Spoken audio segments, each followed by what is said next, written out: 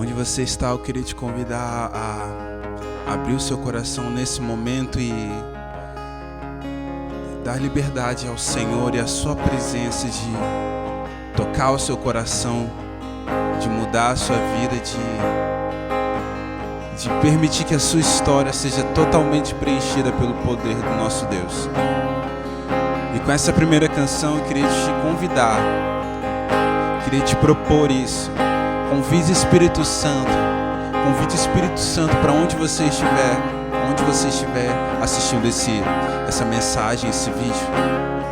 Chame a presença dele agora com essa canção.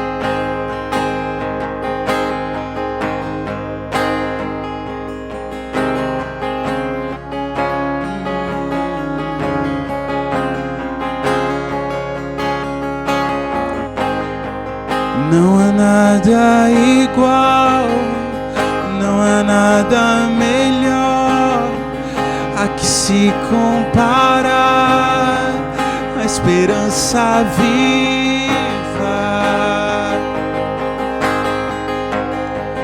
Tua presença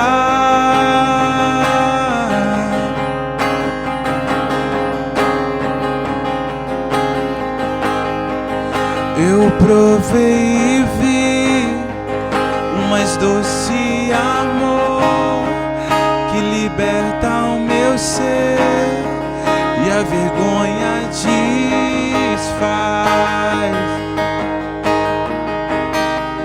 Tua presença,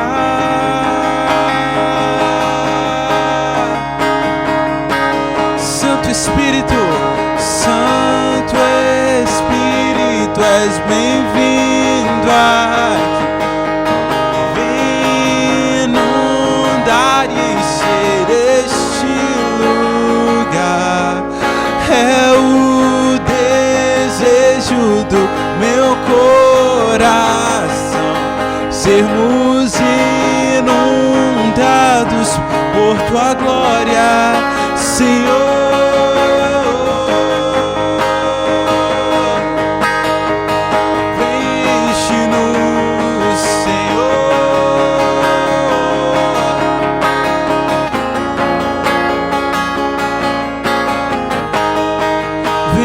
Enche-nos com teu amor, Senhor. Enche-nos. Vamos provar o quão real é tua presença. Vamos provar da tua glória e bondade. Vamos provar quão real é tua presença. Vamos provar a tua glória e bondade.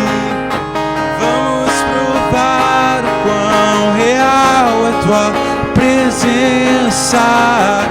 Vamos provar a tua glória e bondade. Provar o quão real é tua presença.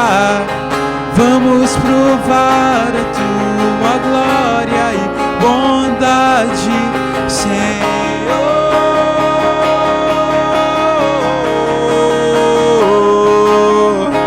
Santo Espírito, és bem-vindo aqui.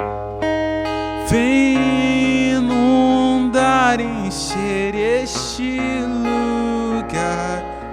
É o desejo do meu coração sermos inundados por tua glória, Senhor.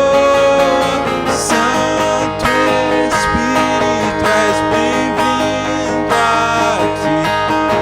Vem inundar e encher este lugar. É o desejo do meu coração sermos inundados por tua glória, Senhor. É o nosso desejo.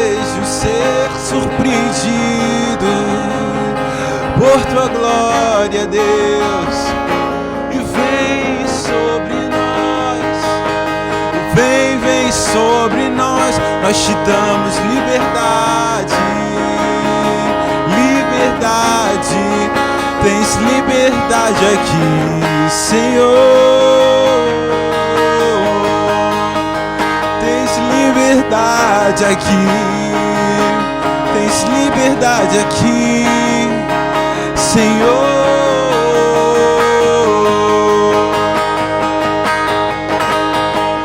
Não há outro pra nós, não há outro pra nós. Te desejamos.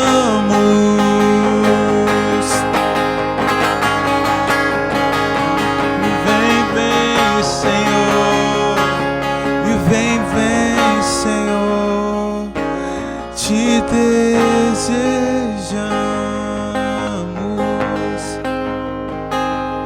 Vem, Senhor, te desejamos.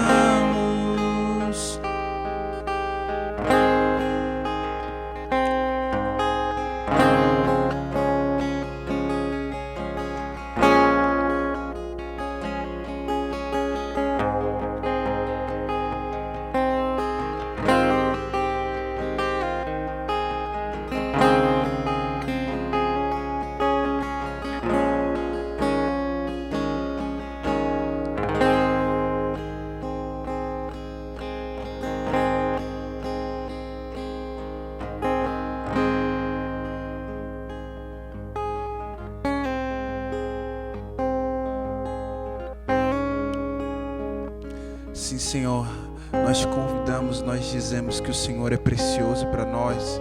Nós dizemos que o Senhor é tudo que nós precisamos, que o Senhor é tudo que nós temos. Nós dizemos, Senhor, nós declaramos isso com a nossa adoração, com as nossas canções, ó Deus.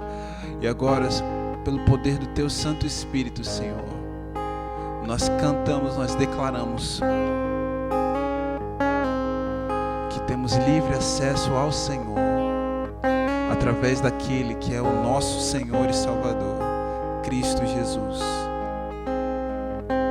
Tu és livre, Senhor, para mudar em nós aquilo que está no nosso interior, Senhor, adequado à sua forma, do seu jeito, Senhor. O Senhor é livre, Senhor.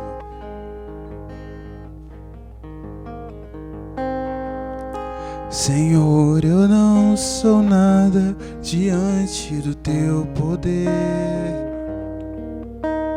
nem merecedor do Teu imenso amor.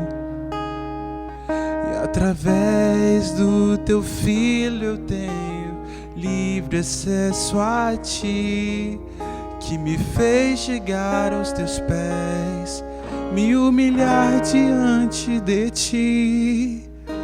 Deixa o Teu rio passar em minha vida, curar minhas feridas, sarar as minhas dores.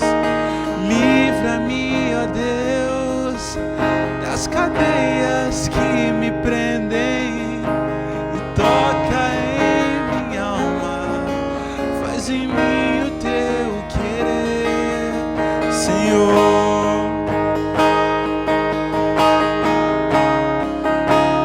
Você pode declarar isso através da canção, que Ele é livre para mudar o seu coração, o seu caráter. Senhor, eu não sou nada diante do Teu poder, nem merecedor do Teu imenso amor. E através do Teu Filho eu tenho livre acesso a Ti, que me fez chegar aos Teus pés, me humilhar diante de Ti. Deixa o Teu rio passar em minha vida, curar minhas feridas, sarar as das minhas dores. Livra-me, ó Deus, das cadeias que me prendem, e toca em minha alma, faz em mim o teu querer, Senhor.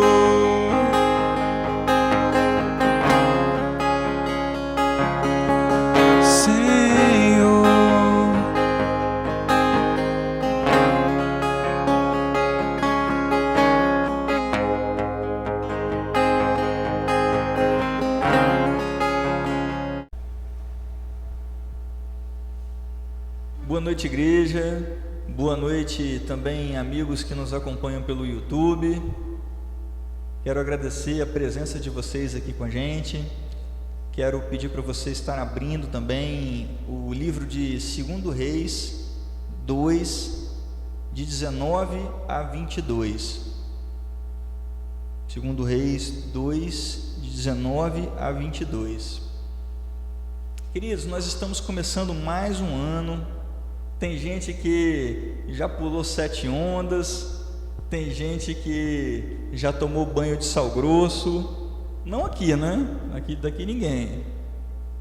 Tem gente que já começou o ano de branco, outros começaram de roupa dourada, alguns buscando sorte, outros buscando dinheiro, outros buscando purificação.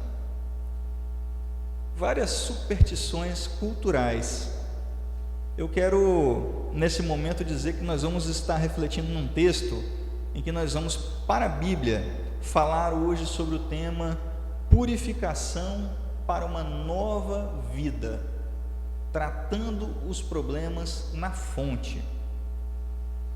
Quero pedir para você abrir o 2 Reis 2, 19 a 22, que eu passo a ler.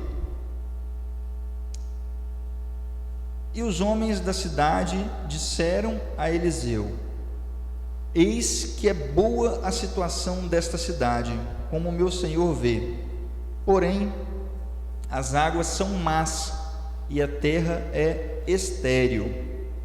E ele disse: trazei-me um prato novo e ponde nele sal. E lhe trouxeram.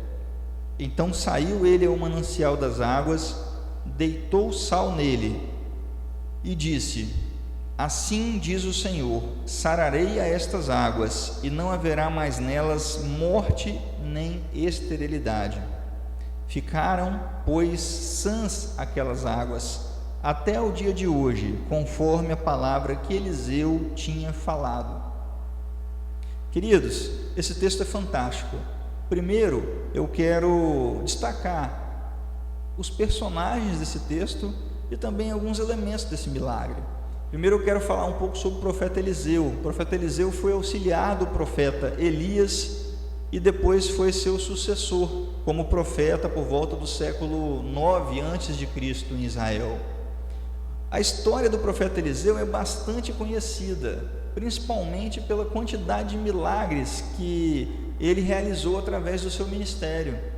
Nós podemos olhar a Bíblia e entender que a convocação de Eliseu para o ministério profético foi feita pelo próprio Deus, que instruiu o profeta Elias. Olha o que Deus disse a Elias: também a Jeú, filho de Ninsi, ungirás rei de Israel, e também a Eliseu, filho de Safate, ungirás profeta em teu lugar. É provável que a família de Eliseu ela tenha tido alguns recursos financeiros, porque quando o profeta Elias encontrou Eliseu, ele estava lavrando com 12 juntas de bois e conduzindo a 12ª junta. Naquela época, provavelmente aquela família tinha recursos financeiros, porque para ter uma junta de bois, 12 juntas de bois, como é o caso dessa família, eles tinham uma condição financeira um pouco melhor. Naquele momento, Eliseu tomou a decisão de aceitar o seu chamado e sacrificou aqueles bois. Isso demonstra um certo compromisso de Eliseu até mesmo detalhes sobre a sua formação religiosa e encerrar aquele seu ciclo de vida, aquele seu modo de vida atual, para se dedicar exclusivamente ao novo pelo qual ele estava sendo convocado. Ele decidiu naquele momento que não tem volta, não tem volta. Ele fez um churrasco dos bois e eles puderam comemorar ali aquele momento, aquela despedida, e Eliseu partiu com Elias. Queridos, de acordo com a Bíblia, calcula-se que o ministério de Eliseu durou algo em torno de 50 anos. 50 anos. O profeta Eliseu, ele viveu mais ou menos entre 85 e 90 anos de idade. Eliseu era influente no palácio de Israel e também em outros reinos, como o reino de Judá e na Síria. Eliseu permaneceu como servo, como auxiliar de Elias, até que Elias foi transladado. Vocês conhecem a história em que ele foi levado para o céu num redemoinho, e aí nesse momento que Elias estava próximo a partir, Eliseu chega para Elias e pede a ele como herança porção dobrada do teu espírito. Interessante que quando nós olhamos a Bíblia, nós percebemos que esse pedido de Eliseu foi atendido. Com exceção de Jesus Cristo, nenhuma outra pessoa teve tantos milagres registrados por intermédio de seu ministério quanto Eliseu. Eliseu foi usado para a travessia do Jordão. Ele foi usado como profeta que ajudou uma viúva endividada, provendo azeite milagrosamente. Eliseu profetizou o nascimento de um filho a uma mulher sunamita. Depois, esse filho adoeceu, morreu, e Eliseu ainda foi usado como instrumento de Deus para que aquele menino fosse ressuscitado. Queridos, Eliseu foi usado também para prover a cura da lepra a Naamã no Rio Jordão. Eliseu, até depois de ter morrido, continuou surpreendendo. Impressionante que um morto foi lançado na sepultura de Eliseu. Quando o morto bateu nos ossos de Eliseu, ele ressuscitou. Tremendo. Um homem que era ungido até os ossos. Glórias a Deus. E é sobre o primeiro milagre que Eliseu opera através do seu ministério que nós estamos refletindo nessa noite. Um outro elemento muito interessante desse milagre é o sal. Queridos, uma pergunta muito simples: quando você vai fazer um suco de limão, o que você coloca? Açúcar ou sal? Açúcar. E no de maracujá, o que você coloca? Açúcar ou sal? Açúcar. Interessante que quando nós lemos o texto, nós percebemos que as águas daquele rio eram amargas. Não fazia muito mais sentido jogar açúcar para aquele rio ficar doce? Aos olhos humanos, sim, né? Mas quando nós olhamos para a palavra de Deus, nós entendemos o porquê utilizar o sal. Bom, o sal, naturalmente, ele tem propriedades de conservar e impedir a corrupção. É importante esclarecer que é a corrupção dos alimentos. Eu quero dizer que Jesus comparou os que são alcançados por Ele com o sal da terra.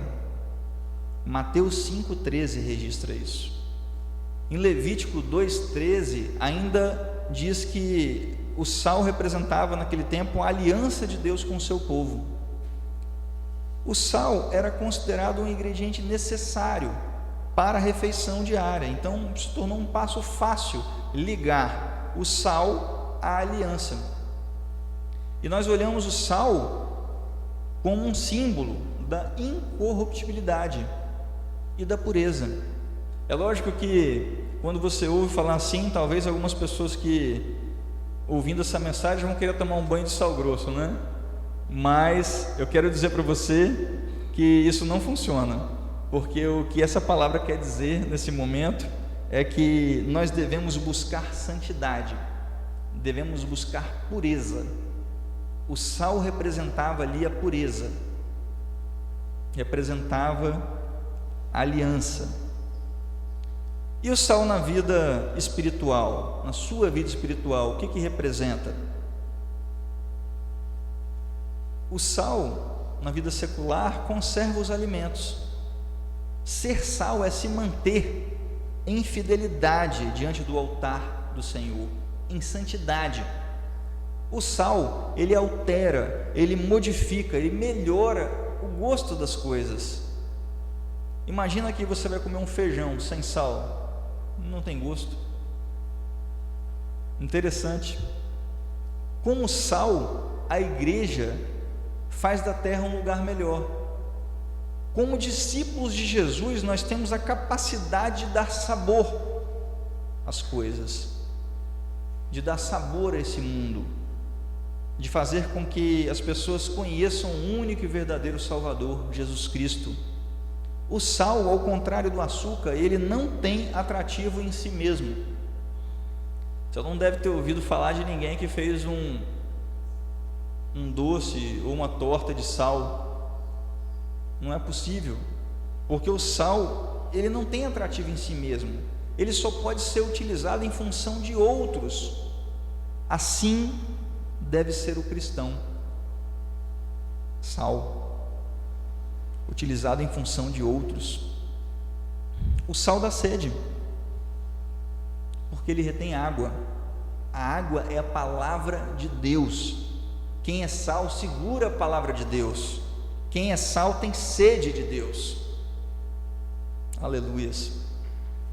Voltando para o nosso texto, texto que eu gosto muito, um texto surpreendente, 2 Reis 2:19. E os homens da cidade disseram a Eliseu: eis que é boa a situação desta cidade, como meu senhor vê, porém as águas são más, amargas, e a terra é estéril. Queridos, nós estamos falando de Jericó, uma cidade que ficava bem situada, bem localizada. No entanto, as águas eram amargas. A terra, por causa disso, era estéril. Que terrinha! O profeta Eliseu chega à cidade e os habitantes já vão logo contando para ele qual que é o problema da cidade.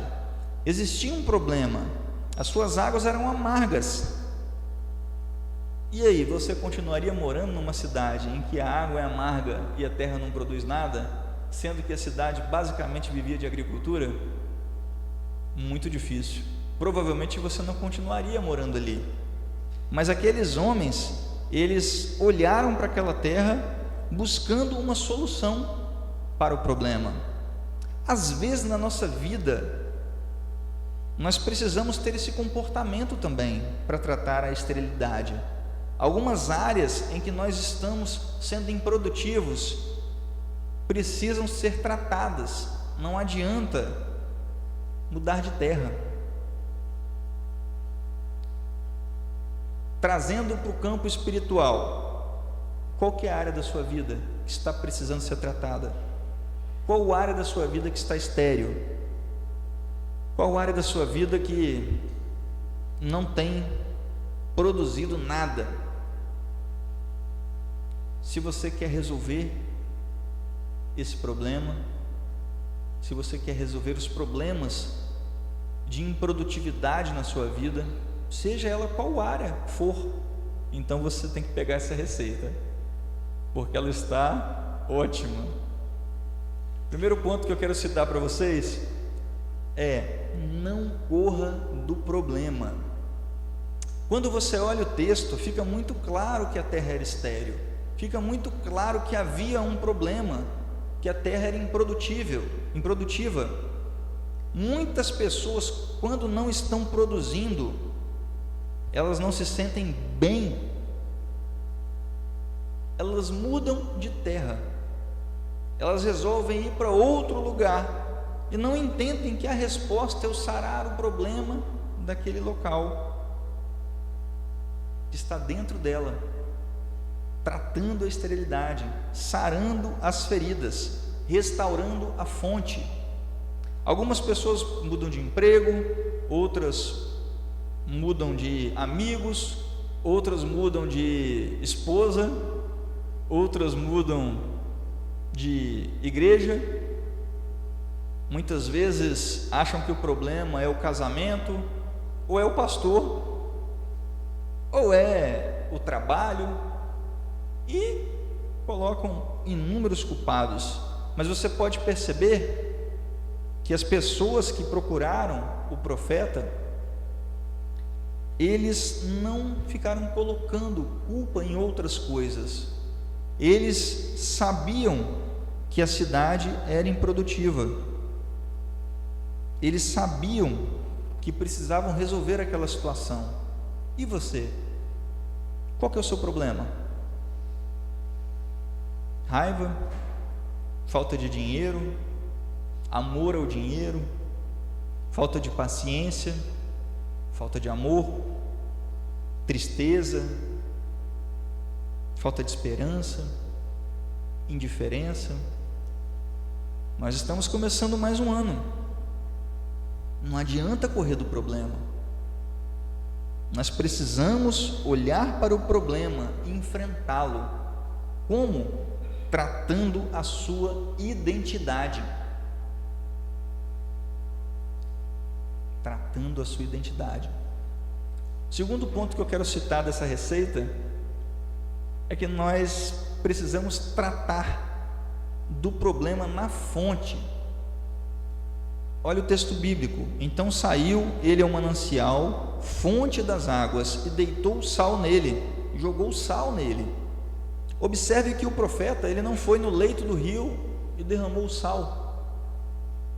Ele foi até a fonte do rio, ao manancial, para ali derramar o sal.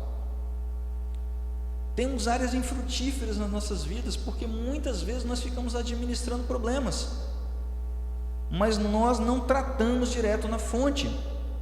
Pequenos problemas acabam se tornando problemas gigantescos. Nós muitas vezes tratamos os problemas nas folhas e esquecemos do tronco, da raiz, da árvore. Às vezes o nosso problema é pecado escondido, é falta de perdão, é rancor, é mágoa no coração. Salmos 32, 3 diz: quando eu guardei silêncio, envelheceram os meus ossos pelo meu bramido em todo dia. Queridos, fale com alguém, seja discipulado. Você precisa identificar qual é a fonte dessa amargura, qual é a fonte do seu problema, qual é a fonte da esterilidade, qual que é a fonte dessa miséria, qual que é a fonte da dificuldade que você está passando. Taca sal, ore, jejue,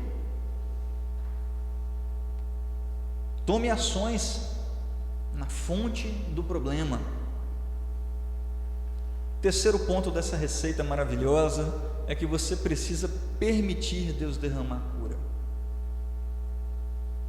Versículo 20: e ele disse: trazei-me um prato novo e ponde nele sal. Queridos, o profeta Eliseu pediu para trazer um prato novo. Nós temos que ser quebrantáveis para ser um vaso novo, para ser um prato novo, para receber uma nova cura, para receber uma mudança na nossa vida. Nós precisamos ser quebrantáveis. O segredo está em jogar sal na fonte. Eliseu foi a fonte.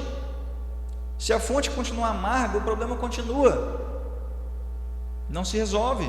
Nós precisamos encarar o problema, e o problema muitas vezes pode estar dentro de você. Jogar sal na fonte fala de cura, fala de restaurar a fidelidade, fala de restaurar a sua vida com Deus, fala de arrependimento. Arrependa-se.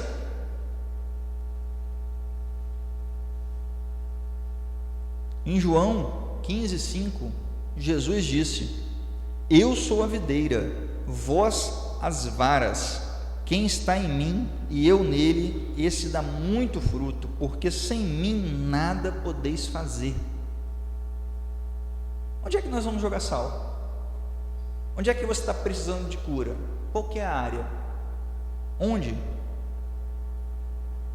Você permite Jesus Cristo derramar esse sal na fonte agora?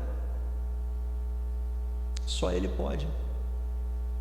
Sem mim nada podeis fazer. Está claro na palavra. Queridos, muitas vezes nossas frustrações, nossas mágoas, nossos problemas estão ligados a relacionamentos, na maioria das vezes. E por isso eu quero dizer para você que você precisa tirar do seu coração amarguras, superar frustrações que você sofreu nos seus relacionamentos, se purificar. E para isso, você precisa revisar algumas relações. A sua relação com você mesmo, a sua relação com as outras pessoas e a sua relação com Deus. A primeira revisão que você precisa fazer é com você. Você não vai ser feliz se você não se valoriza. Qual foi o último presente que você se deu? Qual foi? Se questione sobre a sua relação com você mesmo. Está amarga? Você está cuidando de você?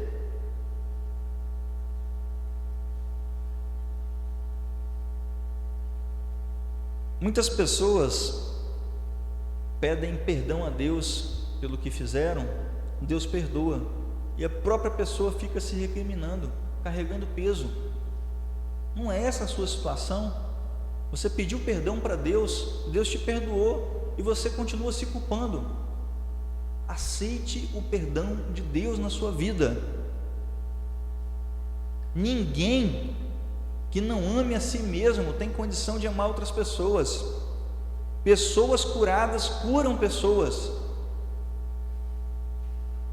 A segunda revisão que você precisa fazer é na sua relação com as outras pessoas. Você tem que se perguntar como é que está a sua relação com as outras pessoas. Se o seu coração não está cheio de mágoas, se você não precisa pedir a Deus que limpe seu coração. Quem devia te proteger não te protegeu, quem devia te amar não te amou, sua esposa te largou, você dedicou a sua vida para a empresa e ela te demitiu, seu amigo, que era seu amigão, você descobriu que não é tão amigo assim. Relações ruins trazem amargura. Amar não é mendigar atenção, isso é dependência emocional. Amar é dar atenção, sem esperar nada em troca. A terceira revisão que você precisa fazer nessa noite é na sua relação com Deus. Pergunte-se: como está a sua relação com o Pai? Tem gente que se sente humilhado, tem outras pessoas que se sentem castigados, tem pessoas que se sentem desamparadas por Deus, muitas vezes porque criaram uma expectativa, esperou pelo milagre, o milagre não veio, o agir de Deus foi diferente da sua expectativa, você guardou essa mágoa no coração, você precisa se livrar dessa mágoa, agora.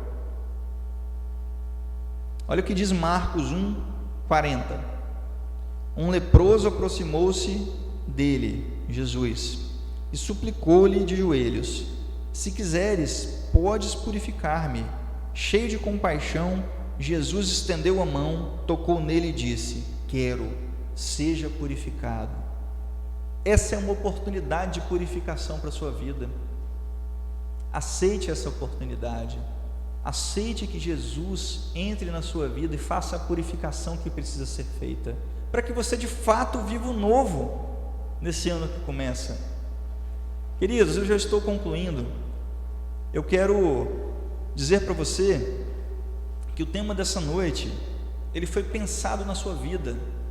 Purificação para uma nova vida, para um novo ano, para uma nova história.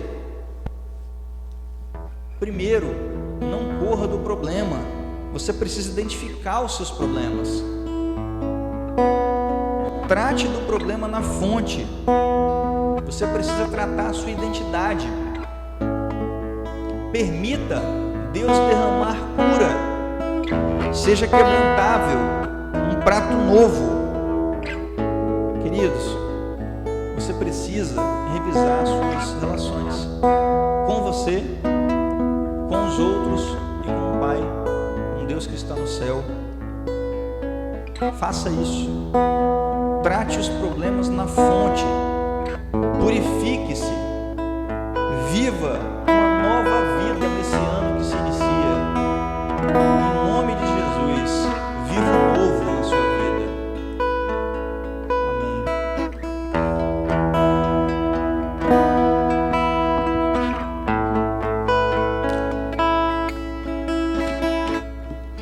Eu quero ser,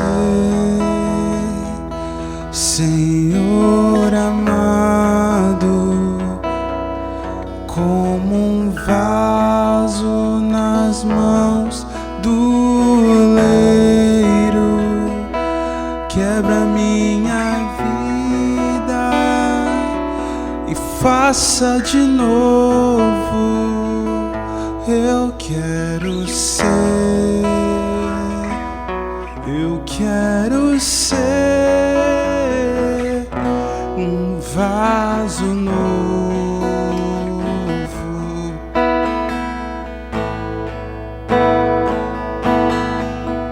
Porque tudo que há dentro de mim